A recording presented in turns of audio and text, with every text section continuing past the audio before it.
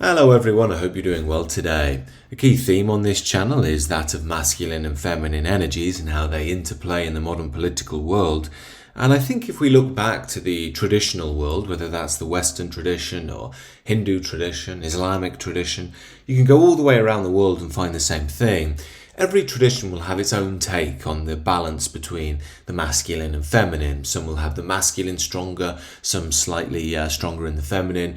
But broadly speaking, they tend to adhere to a similar universal balance where the male takes the leadership role. I often say, look at a sort of Latino dance if you want to understand that. It's not so much about the man leading, it's about the man showing that he's at one with the rhythm. In spiritual language, that would be something like God. And then the woman, the feminine force, if you like, feeds into that and flows with that. That's a traditionalist understanding. Of course, in liberal modernity, all of that's just bigotry and evil. And really what they would say is all of this is just a social construct. It's meaningless. It's been created by white, straight Western males so they can lord it over women and the rest of the minorities on planet Earth because, they're just toxic men. Of course, properly understood, that's actually an expression of toxic femininity. Ironically enough, I've spoken about this a lot on the channel. They will only conceptualize the masculine in the shadow form, the tyrant king. Don't be that. Don't be like your father. He was a horrible man. We hear that literally and metaphorically. But of course, they want modern men to act more like women. The archetypes of masculinity that young men are offered today. Share your feelings, these sorts of things. Be soft. Now, I'm not saying there's no space for compassion for men and, sharing difficult times or whatever. But if you do that alone, it makes men sick rather than well. And I've noticed a bit more in the political conversation, more folks out there are talking about this idea of a toxic feminine energy. And it's great to see because we're tapping into very powerful universal forces here that liberal modernity has really destroyed. And if you don't have a tradition which speaks to these things, your society will just go haywire, which is what's happened to the West in my view. Anyway, I saw Douglas Murray speaking about toxic femininity. He wrote an article in The Spectator, has been doing interviews on it. Now, he's obviously a bit more mainstream, right? So it's interesting to see it penetrating even to the neocons. Cole Benjamin did an excellent video, we'll link it below, on the Longhouse. For those who don't know, that's like a metaphor for the overarching feminine devouring energy of the age. It's actually a very good take he gave. I mean, there were some points I'd like to maybe challenge, but broadly speaking, it's a really, really good video. And I've noticed as well, I've spoken about this before, it's certainly something I speak about on the sister channel more, that, many young men that I know in my own personal life are becoming aware that the West is just in a bad way. There's something wrong with the West fundamentally. We've lost stability, we've lost a sense of order, we've lost a sense of collective direction, and the dating market is a total mess. And many men are happy to just exploit that. I did too in my late 20s. Go out, have fun, embrace it all. Like I've said many times, problem is, your soul starts to speak to you and you think, this isn't healthy. This isn't helping anybody, let alone myself. But many men, they go online, they read the red pill stuff. All the stuff that the liberal world has told them about women is wrong, that they just want a nice guy and, a soft, gentle type. In reality, what they want is someone who exhibits masculine energy. That's not me saying an Andrew Tate. He's like a caricature of masculine energy. But what I'm saying is, women are drawn to that by their very nature. They can't help but not be drawn to characteristics such as ambition, confidence, stability, certainty. Because they speak to the mature man. And of course, on an evolutionary level, that signals to the woman, this guy is worth mating with. Now, again, there are looks that play a certain role, but again, it's different to men and women. For instance, very simple exercise for us all to think about. If a man sees a highly attractive woman who's a bit nuts, most men will say, yeah, she's really hot, but the sex will be a bit crazy. They have some joke like that. If a woman sees a highly attractive man and he's a bit nuts, they don't like him because he's too dangerous, he's too weird. And I don't blame women for that. That's normal evolutionary psychology. So what I'm getting at here is a lot of, friends of mine and myself included, took on some of these truths and figured out about what women are really like and what they really want. And as I've said before, you can learn a lot from this, or at least I did. I really changed overnight from being sort of clueless with women to having my look change because well, basically, I had a license to actually act like a man, which was revolutionary for a millennial like me in the feminist world I grew up in. But the point I'm making is, I've seen lots of men start to embrace that world, but then become quite sick of women and almost fall out of love with femininity itself, because they just view women as like too easy. They're almost a bit like, as long as you act a certain way, they will be interested in you. If you act like a genuine guy, they won't. So a lot of men start thinking, look, I just don't trust modern women. They're hypergamous. If you don't know what that means, they try and date upwards and so on. And they sort of get this, black-pilled view of the world. And another interesting one that you'll see, and I was having a chat with a friend about this the other day actually, is some men will even blame women for the state of the modern world, because they'll say, correctly, that, you need boundaries around sex and sexuality in order to maintain a stable civilization, i.e. if everyone's screwing each other, you're not creating families, nobody trusts each other anymore, you have no ability to pair bond, and so on and so on. Not to mention, some of the most appalling feminine behaviour that we see is essentially rewarded because they can always find some guy to screw her, to pump her and dump her on a Friday, which signals to her, well, I'm still popular with men, even though I have these radical feminist opinions and hate men, because, there'll always be some thirsty guy who wants to hook up on a Friday night. And my point, often in reference to this, is, look, we're not understanding still what feminine energy and masculine energy really is. And this speaks to a comment I saw on this channel, actually. I was making a video about some radical leftist woman who wanted the West to fall. And I was saying I actually pitied her, rather than had any anger towards her. And someone left a very popular comment, and I thought it's worth mentioning, which was, he said something like, you shouldn't feel sorry for these women, Richard. You should see them as traitors. And it got lots of likes, so it's obviously a popular sentiment, so it's worth addressing. Now, again, like my friends who are still in the hookup world and are starting to see the sickness of it, but still engage in it, we're wanting women to have a boundary here or implement a boundary that they're just never going to. And I think there was a bit of a misreading in some of the comments of that video I made, in that I was trying to make a liberal point. And we have to be careful here that whenever anything is compassionate, it's immediately liberal. That's not the case, but although I can understand why people would assume that. The point I'm trying to make here is actually a traditionalist one. And that's that men and women have a certain nature. And if we expect women to start implementing boundaries around sex or acting a certain way politically, becoming right-wing politically, say, or saying to men, actually, no, I'm not going to embrace this hookup culture, I'm not going to be hypergamous, all this sort of stuff, we're expecting them to lay the boundaries in our society. And that's never going to work. Number one, it's not going to work because it's not their archetypal role. But number two, it's not going to work because they're just never going to do it. And I'm sure a few of you might be screaming at the screen here saying, yeah, but what about, the Margaret Thatchers? And yeah, granted, that's true. There is the sort of 5 to 10% of women who are more masculine oriented. And they're usually quite popular political commentators. Candace Owens in America, people like that. Now, these women can sometimes be attractive or whatever, like the Fox News women with the bright blonde hair. But the reality is they exhibit more of a masculine energy. And I think we have to be really honest here, and that, yeah, okay, you will get some women who act like that, but they're always going to be the massive minority. Most women are going to have the more stereotypical feminine characteristics, compassion, tenderness, softness, these sorts of things, the mysterious emotionality they have as well. And we should welcome that. The issue isn't the feminine nature by its very self. The issue is how the feminine nature has been manipulated, which by its nature really is a mothering nature, at least when it's looking through the world through a family lens.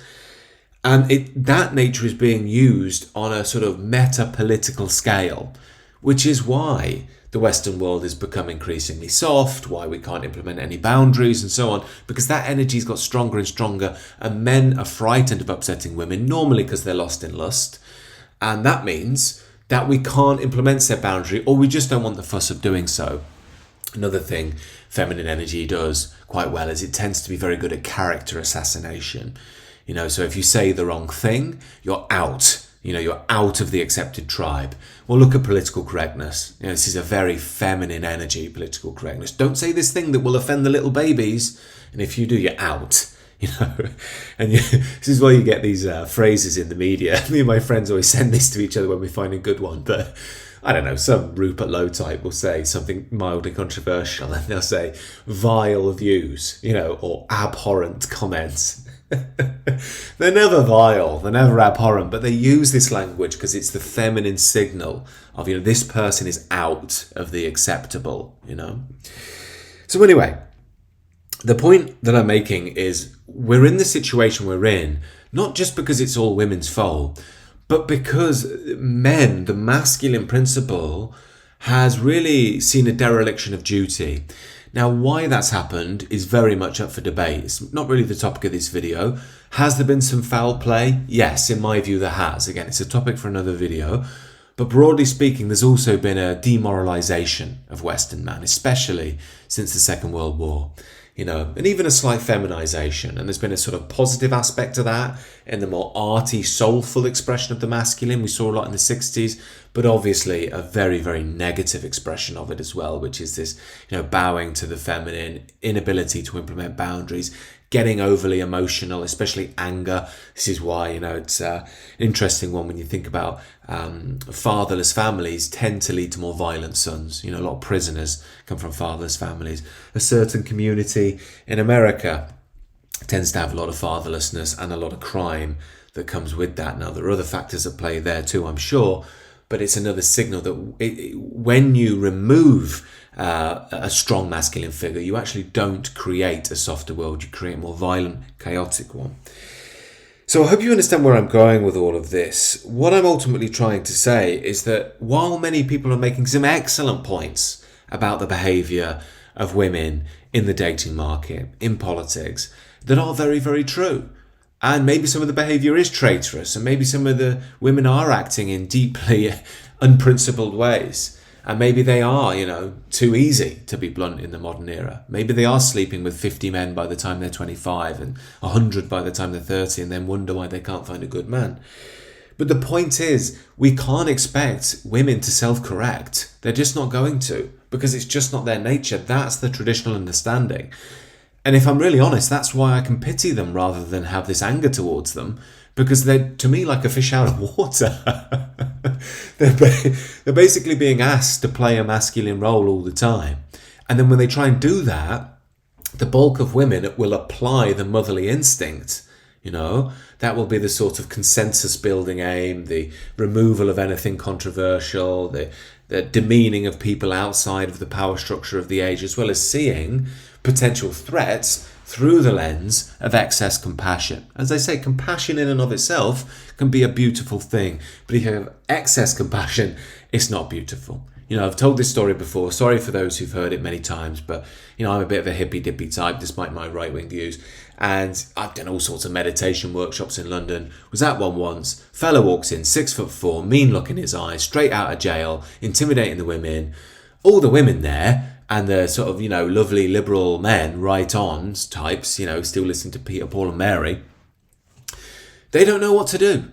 They don't know what to do. They can talk about love and, how we need to be more compassionate and how the world is sick because of Donald Trump. Of course, I just, bite my lip at that point and think, look, everyone's welcome to their worldview. But the reality is, when hell enters, you need a man. You need a man, or men preferably. Because at the end of this session, I was like, well, hang on a minute. I'm new. Am I supposed to be the one that's got to talk to this guy? But me and this old fella ended up having to say to him politely, look, you're intimidating the women. And this guy was just a bit nuts, really. He wasn't necessarily evil, although he was certainly intimidating the women.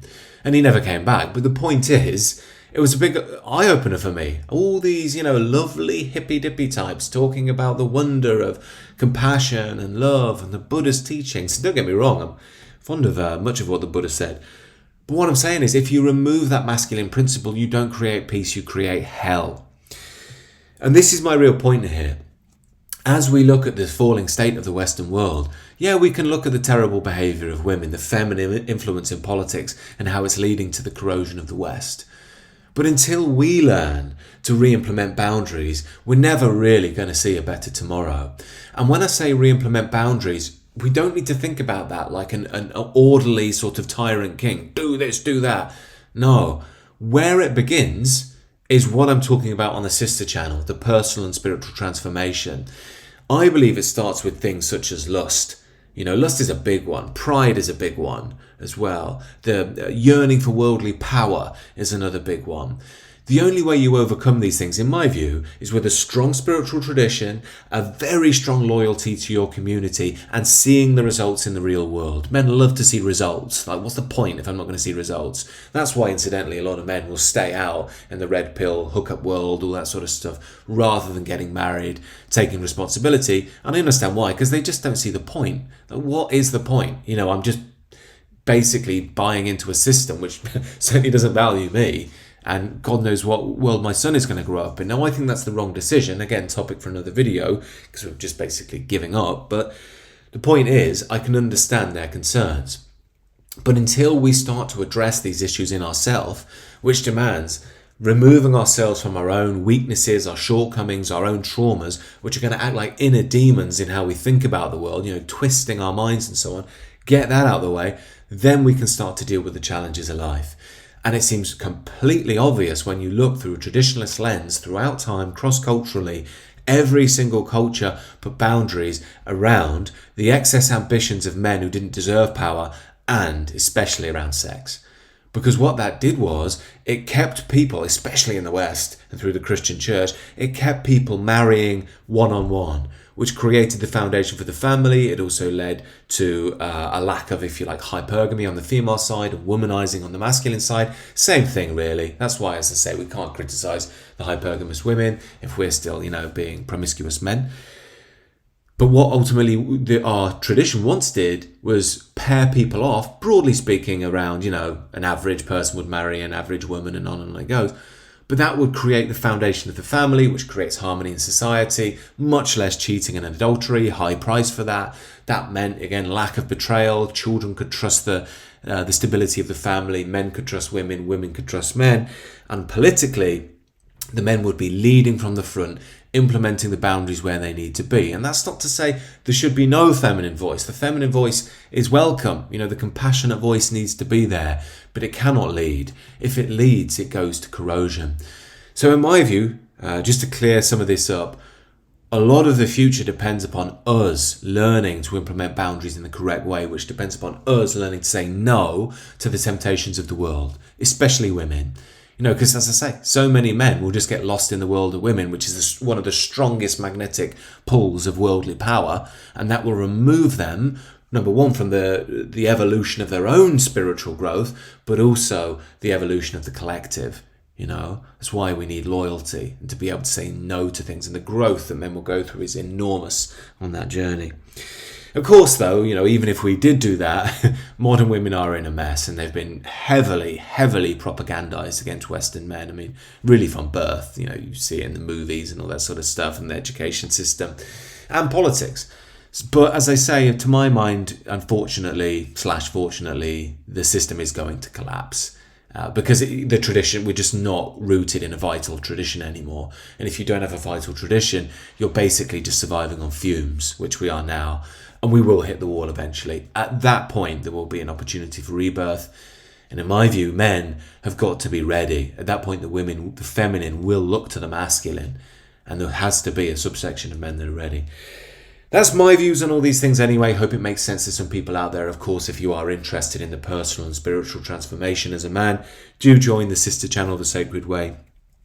Other than that, let me know what you think down below. And do consider subscribing to the channel if you're new.